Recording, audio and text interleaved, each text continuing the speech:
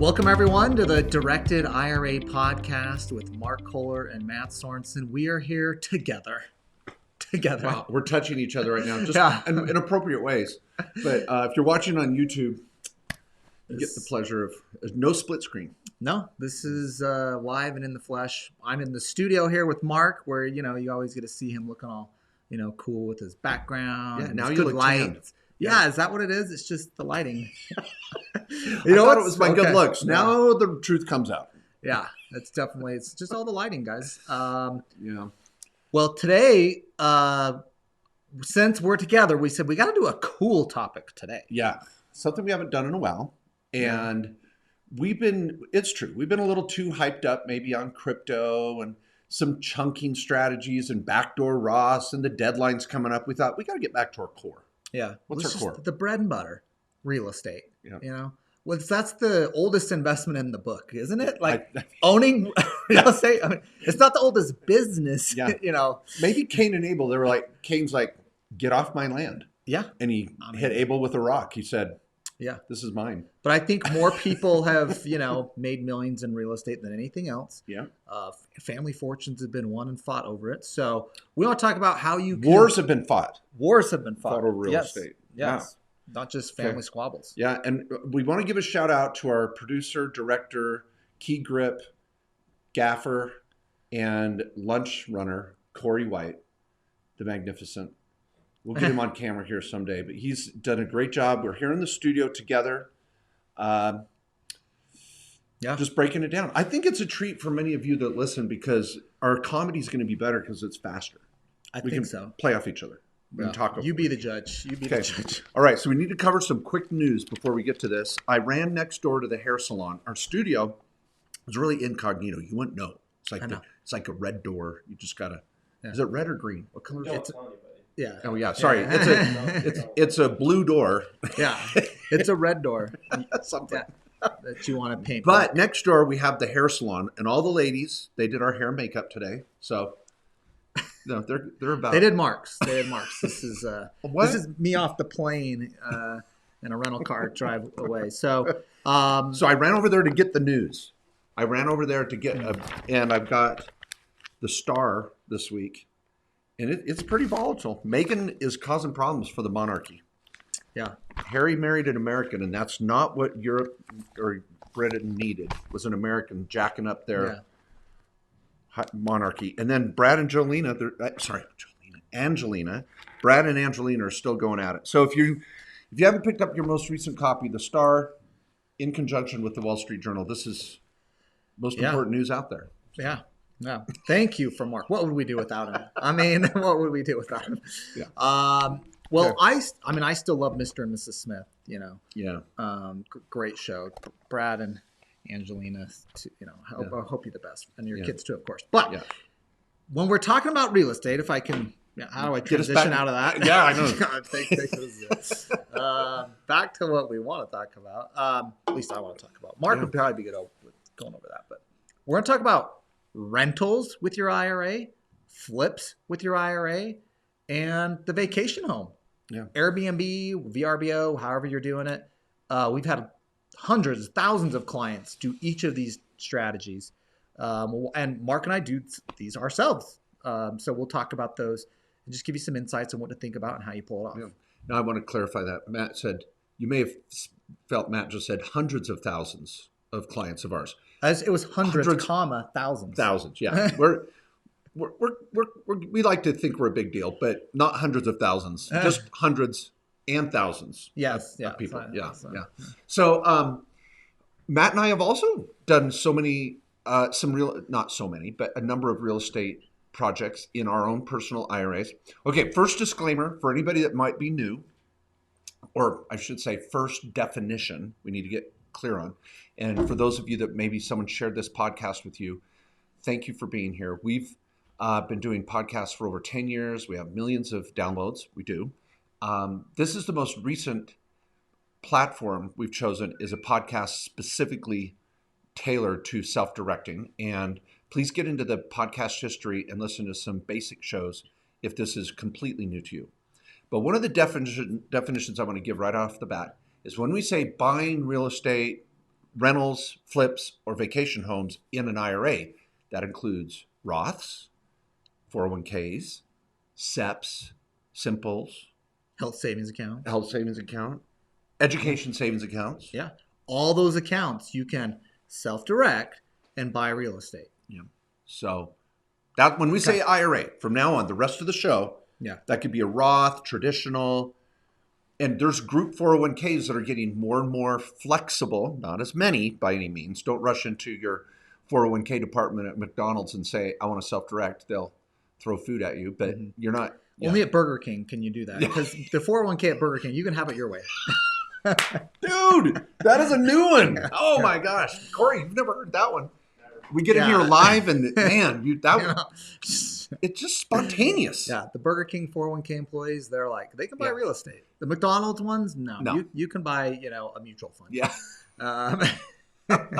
Now, for those lawyers working at the Burger King organization, that you have the full copyright, and in fact, we want to give you a plug. Go eat Burger King today. So now we're good. Mm-hmm. We're out of the hot seat. You're welcome. We're on your side. Well, let me say just, what's the process here to start? Like, what's the first thing you got to do?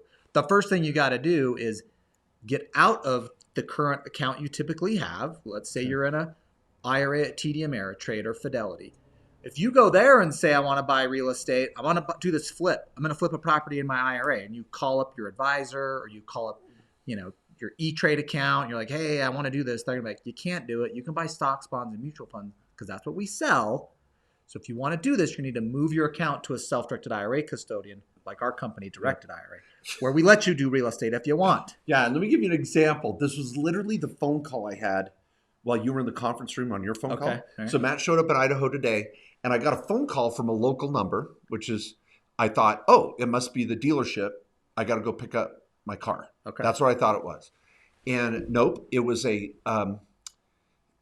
local real estate developer. Mm-hmm. And in Idaho, he had got my number from a friend of the family who works at Edward Jones. Ooh. I'm going to leave it at that because the Edward Jones buddy of his said, you want to buy real estate? You got to call Mark and Matt. They're the experts. And I was flattered. Yeah. And I told him, he's like, what are you doing in Idaho? And I'm like, dude, let me tell you who we are. And he was like, oh my gosh, I'm so lucky that you're down the road. But anyway, here's the point. I said, your Edward Jones guy told you about us? He goes, yeah. I go, he could be fired for that. He could. You can't just say, this isn't like Miracle on 34th Street where open the yellow pages. If we don't have it, we'll find it for you at a better price, whatever. Edward Jones is not allowed to just send their customers away with a $200,000 or $300,000 IRA. Yeah. That's what he had. And I was like, why did he do that? And he goes, well, he's a really, really close friend. And it was kind of hush hush. And so that's what you're up against. So any of you out there that have an IRA. Which is so sad, right? Yeah. Just tell people, help them get what they want, So now it's tax-free. So if you have a Roth IRA or you have a traditional IRA, let's say it's at Edward Jones or wherever, you're going to go over to Directed IRA, our company, and it's like going from Merrill Lynch to Morgan Stanley or Bank of America to Fidelity with your IRA account. Okay, you're going from Edward Jones to Directed IRA. And if you have a Roth IRA there, you're going to set up a Roth IRA with us here at Directed IRA. Now, Matt makes that sound so easy, but... And we have a lot of videos on the process. No. What I'm talking about is you're going through a breakup. Now, I don't want to bring Corey into this because he's a single guy and he has breakups all the time. Yeah. And do you want to talk about your breakup? It wasn't easy. Can I just say that? Okay. He's not enjoying this. Okay. It was not easy. He was a wreck over here. He's in tears, huddled up in a corner when I walk in the morning.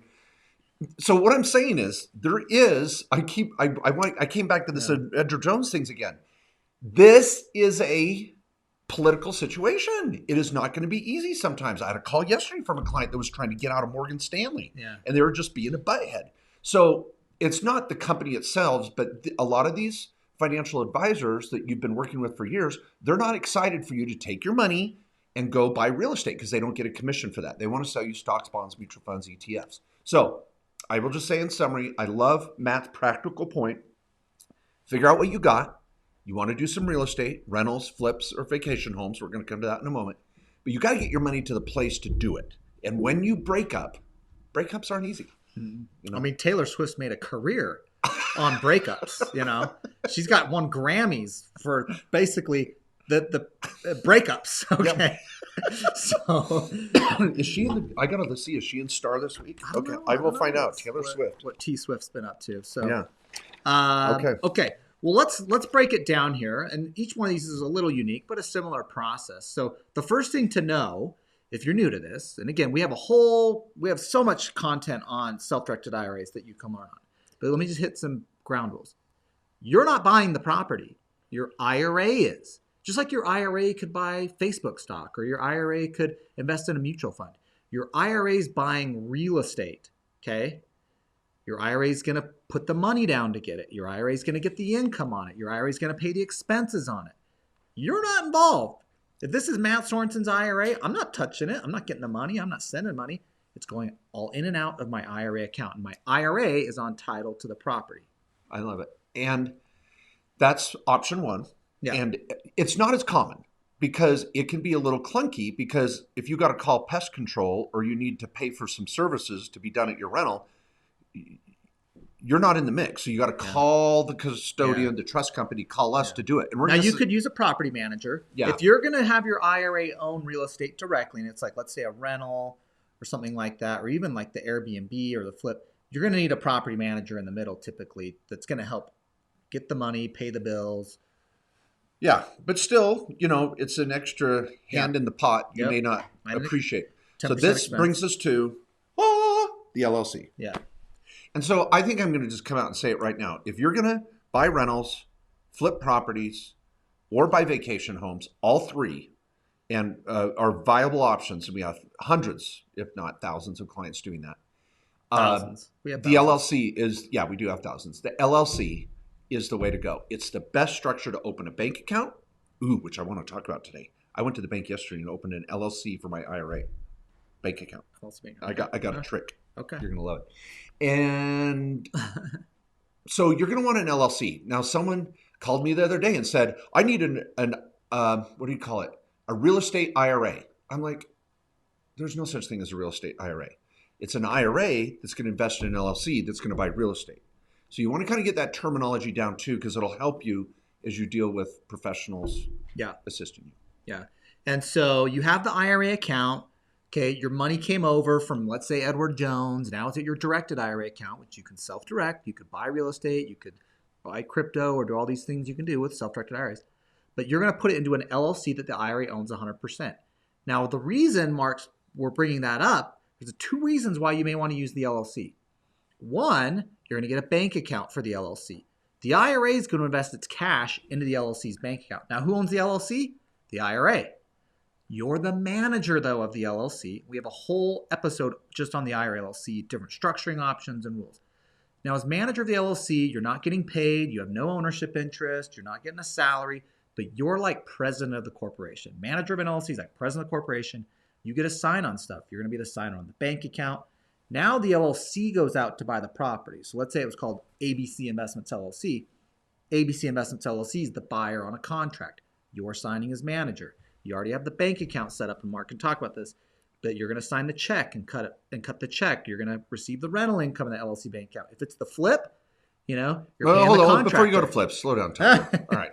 Woo! Some of you are like, man, that's a lot, drinking from a fire hose. No, you're good. You're good. You're on a roll. Let's slow down the record table turntable. Let's slow down the turntable here for just a minute. Little 80s throwback there. Yeah. For some of you, like, what's that? You're too young.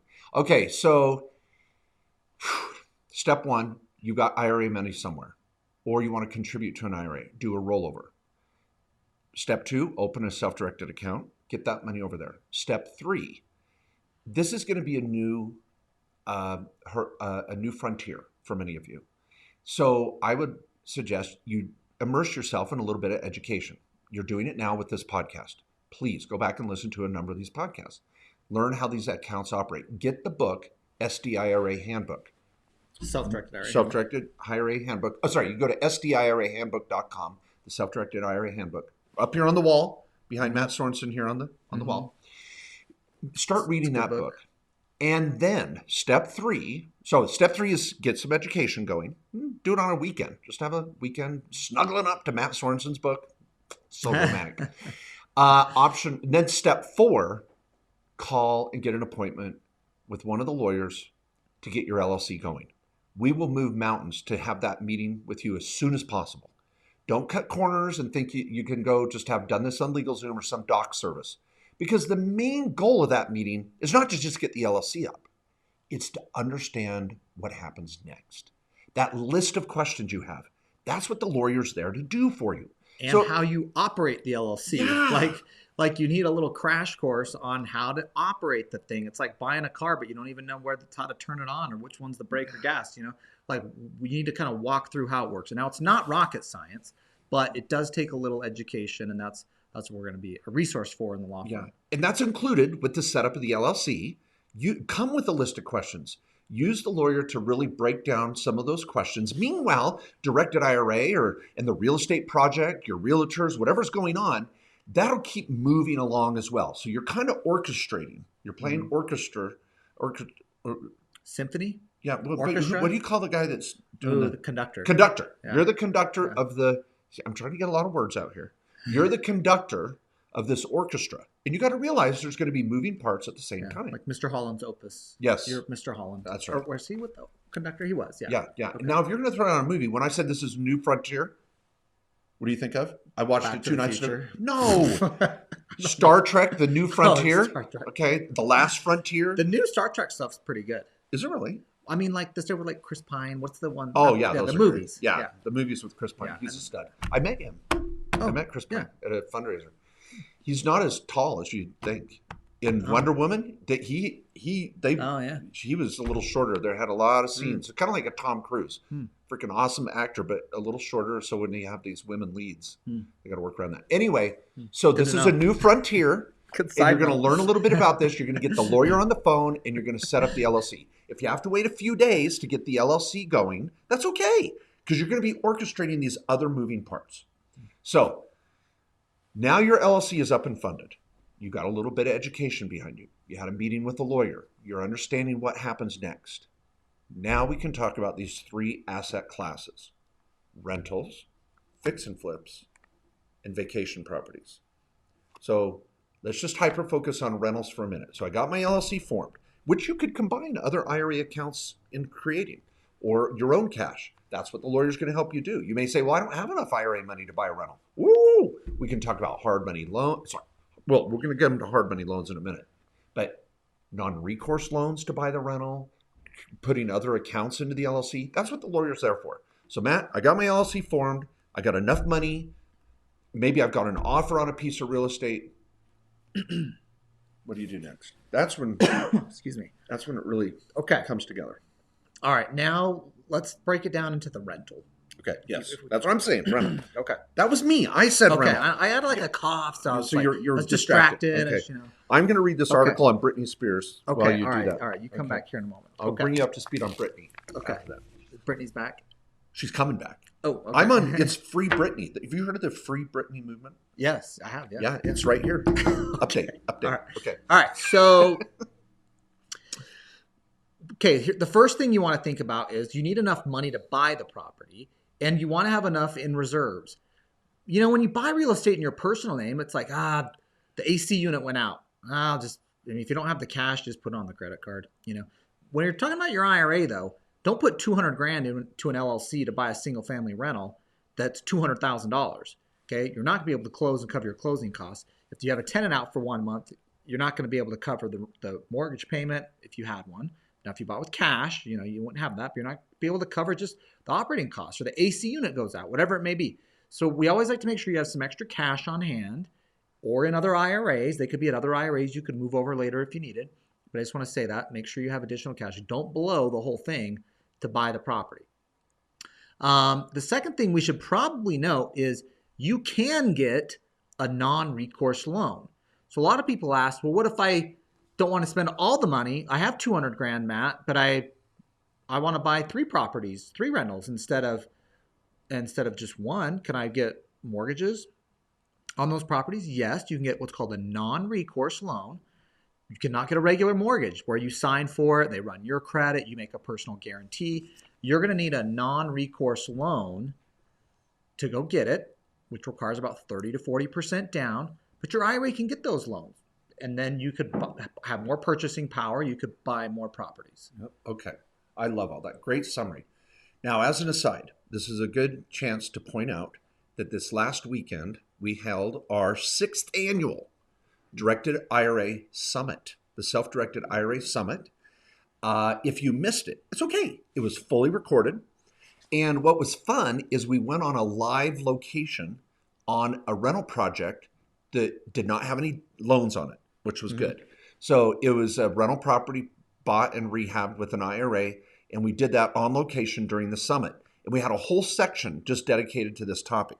So again, this is a podcast where we're sometimes only able to brush the surface. Yeah. So please get the book, go buy the summit. It was a couple $100 to just watch almost 12 hours. Yeah, it was 2 days of amazing jam-packed information. Yeah, with Matt Sorensen and Mark Kohler. I mean, that's that alone. Yeah, that was. It's like stand-up comedy and directed IRA all at once. Yeah. Can I be so bold? Corey just rolled his eyes. I saw that. I do not appreciate that. I didn't see it, but I felt it. Yeah, you felt it? Felt it. Yeah, we need that positive energy in the studio.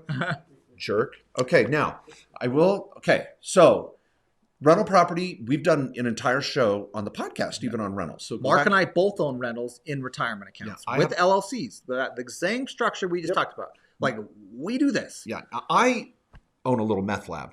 I mean, it's adorable. I mean, these guys are great. Lots of bling, pay with cash. Matt, a little more upper class level. Yeah, a little more suburbia. Yeah. But that's, think golf course, old couple out there sitting on the lanai. Maybe like the municipal golf course. let's not get crazy here. The Muni? The Muni. Yeah. Golf balls are flying in from everywhere. Yes. Dink, dink. Okay. Yeah. All right. Fair enough. Not the country club. It's a little different. Yeah, a little different. And we're talking beer and wife beater shirts out on the course. Like some guys out there going just nuts, hitting the ground with his club. Okay. Option 2. We brought up flips. Now, you're going to really use the same structure to fund this thing. You're going to have the LLC. You might pool money from multiple accounts. Now you have an LLC dedicated to flips. Here's the big hurdle you're going to have. Now, buckle up. Got to bring in a new terminology, a new word. UBIT. UBIT. Or unrelated debt. Unrelated business income tax. Yeah.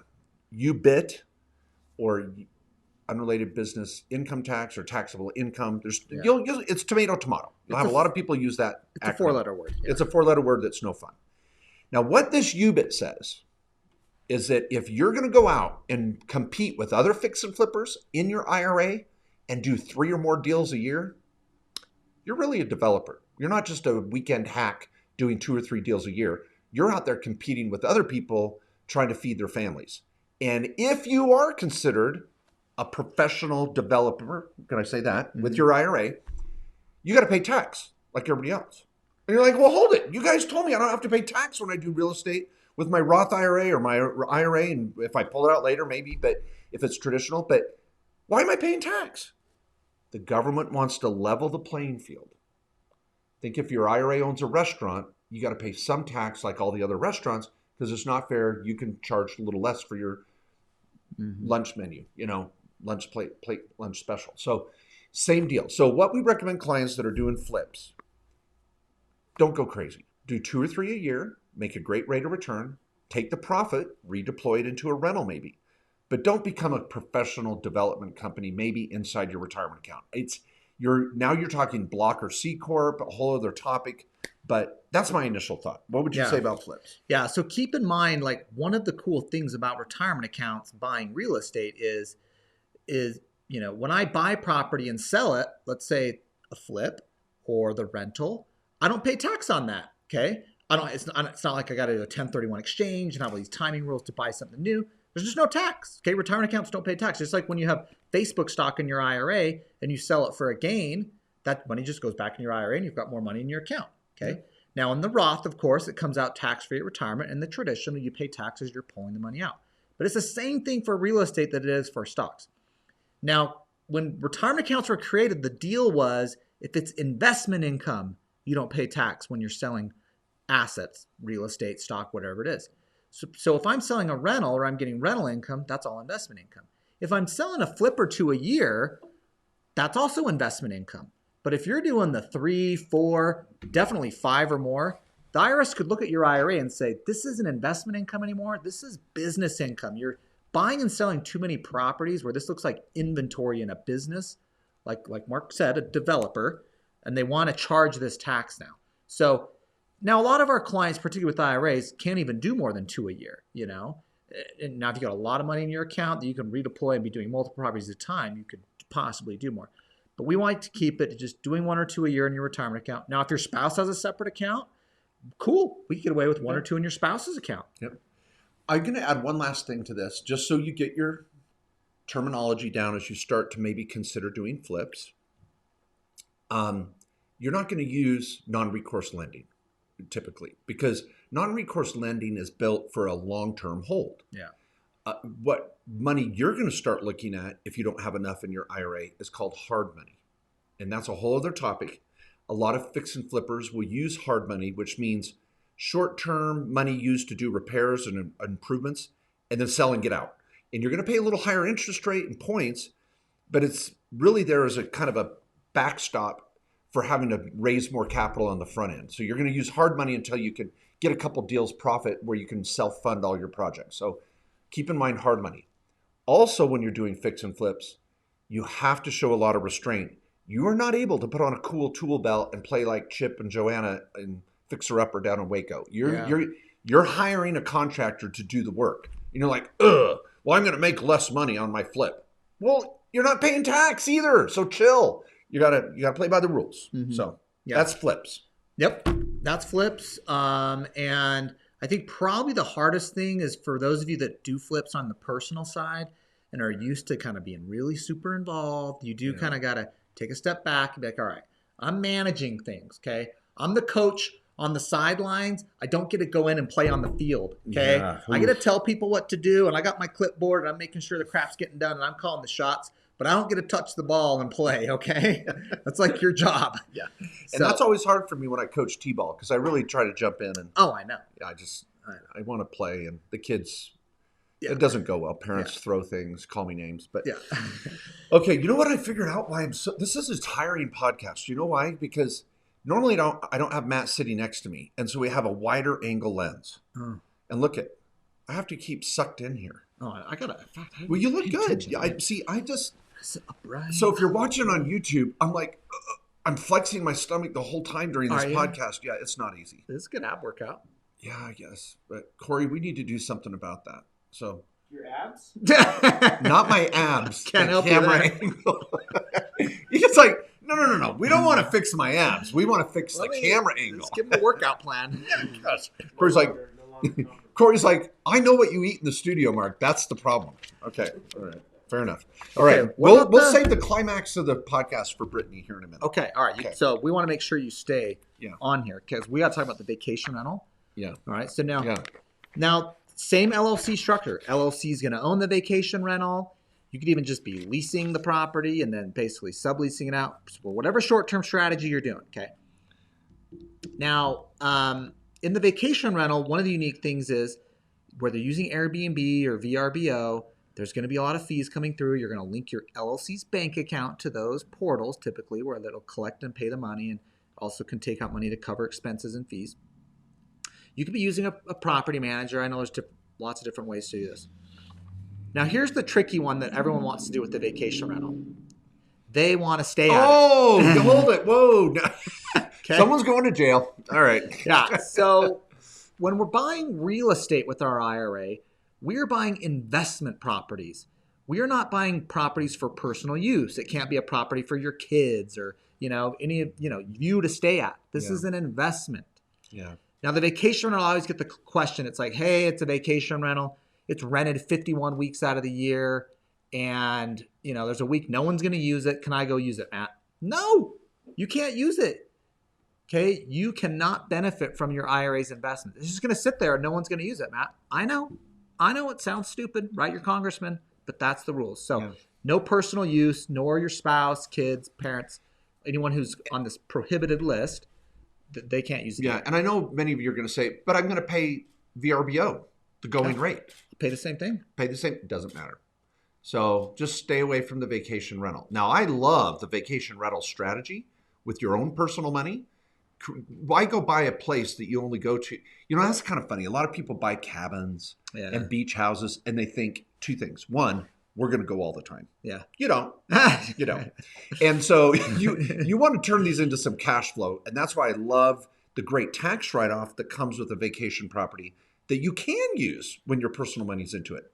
The other thing I find, people go, yeah, I want to buy this cabin or beach house. And they go, not only do I never go, but when I go, all I do is work on it. Yeah. And they're like, it's no fun. Yeah. It's like I go to take a break, and all I'm doing is working on this darn thing. So I think turning your vacation property into a vacation home for yourself with your own money and creating cash flow, we talk about that all the time, love it. But with your IRA, the reason why you're doing it, you may say, well, why am I doing a vacation property with my IRA?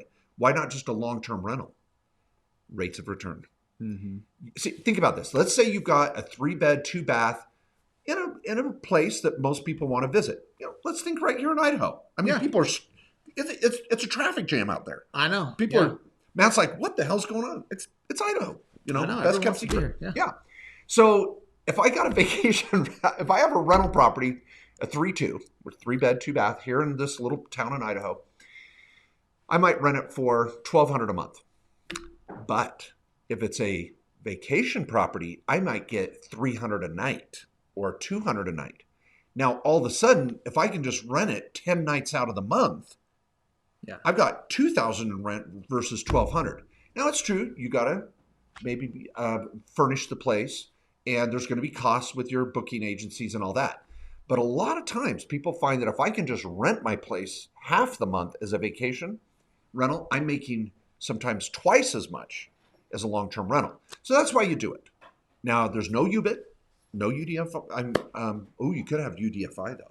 If you had debt, If you had debt. Now, also, you can't provide services during the stay. So, you know, it's not like this is not the bed and breakfast where you're cooking them breakfast in the morning. You know, that could cause UBIT. This is just rental income, short-term rental income. Yeah. And the IRS has said, some of you go, well, it's short-term rental, so it must be short-term ordinary income. Nope. The IRS says as long as you don't act like a hotel, turn down, and I love turn down service. You know, it's always nice when you come back to the room and there's a little chocolate on your pillow. Mm-hmm. You can't do that.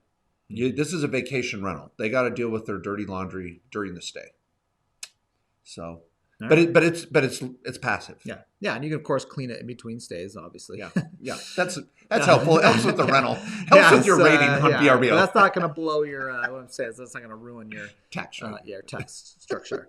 Okay, so we got the rental property, of course, the typical long-term rental.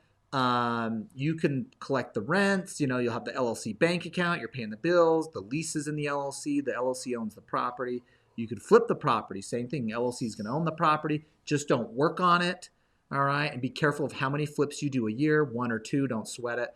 3 or 4, talk to your tax lawyer, CPA. 5 or more, you're probably going to have this tax called UBIT on all the flips you did that year. And a flip, by the way, when we're talking about that, that's a property you buy and sell within a 12-month window. Okay. So don't do more than 2 of those every year without getting a consult with your CPA or tax attorney. Okay. And then the Airbnb, just as a summary, while Mark's catching up on what's going on with Brittany, for the Airbnb. Yeah, you're totally lost me. This is so boring. Yeah, Mark could care less. I'm actually going to give you an update on Tiger Woods. This is new info. I didn't know this. Okay, this is really the Airbnb, remember, you can't stay there. Don't provide services during the stay. That could cause a UBIT tax issue. I think we pretty much for those that don't know. Yeah, if you're listening to the podcast, this is great. But for those watching on YouTube, you're going to see I'm in trouble. Matt's going to be like, "Can't you pay attention during the podcast?" But I have some important news. Okay, so I want to see this. Not a lot of news with Brittany, but Tiger Woods, and I feel. I mean, he's so talented. It's very interesting. His car accident.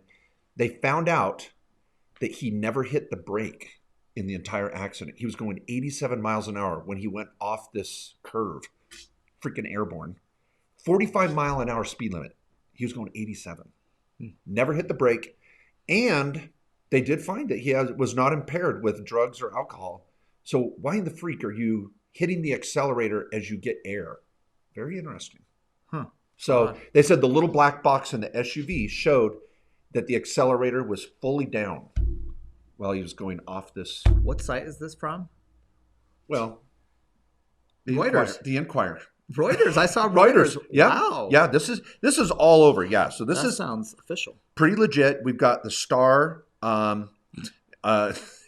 Ace Howbiz. Aces Howbiz. HollywoodBiz.com. Okay. No, I'm just joking. Right. Okay, but anyway.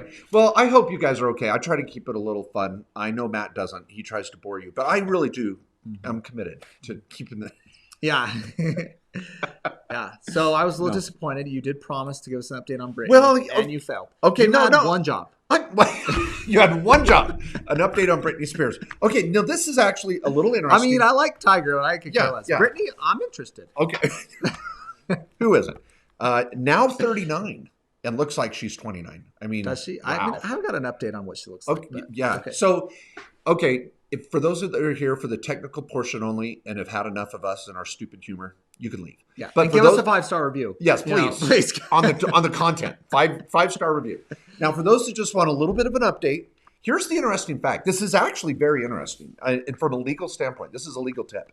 When Brittany kind of went off the deep end about 10 years ago, she was photographed doing some dumb stuff, and she admitted she went into rehab. Yeah. She was like, "I'm out of control. I need help."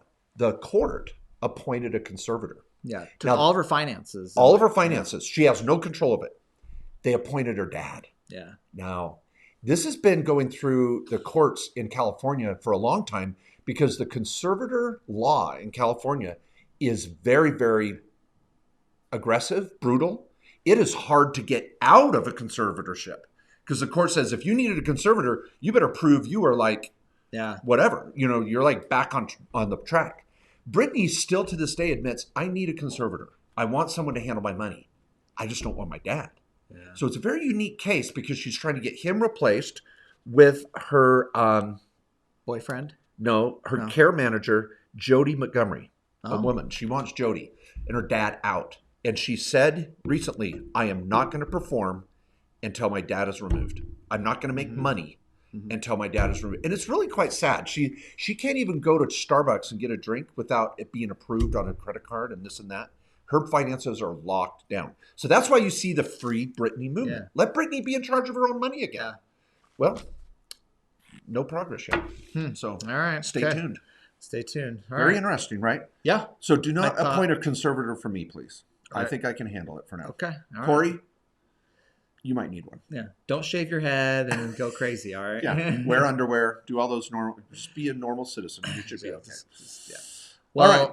Thanks, everybody, for tuning into the Directed IRA podcast. If you're like, God, some of these things went over the top of my head, we're like 20-plus episodes in. We have probably the first 5 or 6 episodes are really the foundational ones to learn the basics on what the heck self-directing is, learn what's called the prohibited transaction rules and just the process and procedure. And we even did another basic real estate one back at like episode 6 or 7. So feel free to jump back to learn and brush up on those.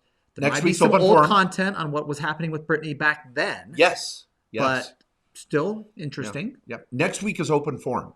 So if you'd like to submit a question, easy, hard, there's never a dumb question. Please, if you have a question, go to directedira.com /.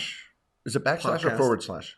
Whatever. Backslash podcast. Yeah. Now, of course, if you go to directedira.com, you will see the link to the podcast in the education section. Please go there and submit a question, and we will do our best to answer it. No. Or get you a subscription to the magazine that will. So thanks, everybody, and we'll see you next week on the Open Forum Show. Thanks, everyone.